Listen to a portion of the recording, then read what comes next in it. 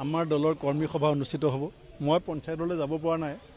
জিলা পৰিষদ ভিত্তিক কালিও আমি নাওবৈচাত কৰিছোঁ, আজি ৰঙানদীত, কালিলৈ ঘিলামৰাত, এই আপোনাৰ পৰহিলে আমাৰ আকৌ ৰঙানদী, তাৰ পিছদিনাখন বুগলিজান, তাৰপিছত ডিব্ৰুগড়, তিনিচুকীয়া, এনেকৈ আমি গোটেই উজনি অসমটো এতিয়া সদ্যহতে এটা কাৰ্যসূচী লৈছোঁ। আৰু আপোনালোকে দেখিছে যে বিজেপিৰ ইমান ভয় ভাবুকি প্ৰলোভনৰ মাজত যিধৰণে গঞা ৰাইজ ওলাই আহিছে, এইটোৱে প্ৰমাণ কৰে যে এটা পৰিৱৰ্তনৰ বতাহ গাঁওবিলাকত উলিবলৈ আৰম্ভ কৰিছে।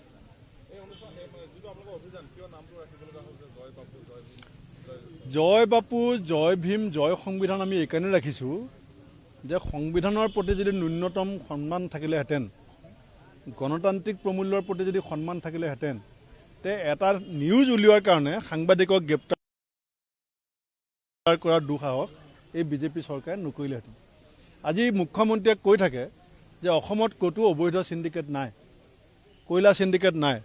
যিদিনাখন 24-25জন শ্ৰমিক সন্ধানহীন হ'ল অবৈধ কয়লা খনিত, তেতিয়া মুখ্যমন্ত্ৰীয়ে টুইটাৰত নিজেই ক'লে যে কয়লা খনি আছে।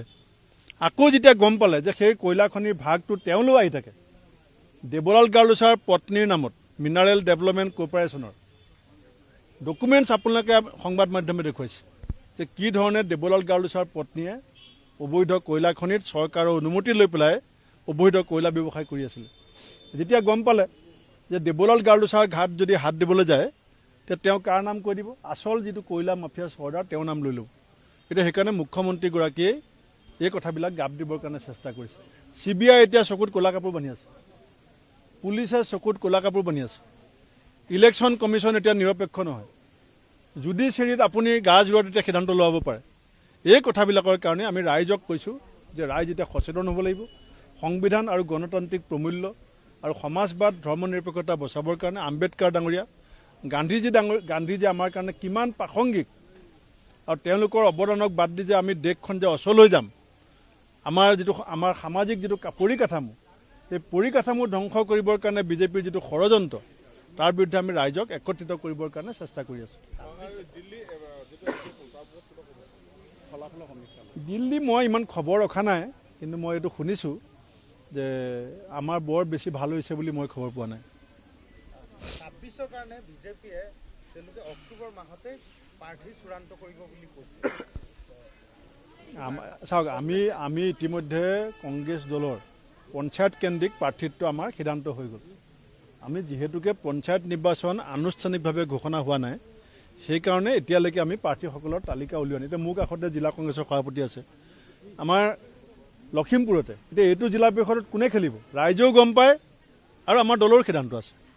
আমি আনুষ্ঠানিকভাৱে এইকাৰণে ঘোষণা কৰা নাই, কাৰণ দলৰ পৰম্পৰা মতে ইলেকশ্যন ঘোষণা নহ'লে প্ৰাৰ্থী ঘোষণা কৰিব নালাগে। আৰু যিটো বিধানসভাৰ প্ৰাৰ্থী, ইতিমধ্যে আমি বহু প্ৰাৰ্থীক সেউজ সংকেত দিছোঁ, বহু প্ৰাৰ্থীক, আনকি আমাৰ বিৰোধী ঐক্য মঞ্চৰ মাজতো আমাৰ অজিত ভূঞা ডাঙৰীয়া, লুৰিণ গগৈ ডাঙৰীয়া, অখিল গগৈ ডাঙৰীয়াৰ লগতো আমাৰ কথা বতৰা চলি আছে। আমি কেনেকৈ একত্ৰিতভাৱে শক্তিশালী যুঁজ দিম, তাৰ লাহে লাহে আপোনালোকে কথাবিলাক দেখিব। আমি বিজেপিৰ নিচিনাকৈ ঢোল কোবাই থকা নাই মিছা কথা কৈ, কিন্তু আমি কাৰ্যক্ষেত্ৰত কৰি পেলাই দেখুৱাম যে এই অপশাসন, বিভাজনৰ ভ্ৰষ্টাচাৰী ৰাজনীতি কৰা বিজেপিক অসমৰ মানুহে বিদায় দিবৰ কাৰণে কংগ্ৰেছ দলক যে একমাত্ৰ বিকল্প হিচাপে ল'ব, সেই কথা ইতিমধ্যে ৰাইজৰ মাজত গুণাগথা আৰম্ভ হৈছে।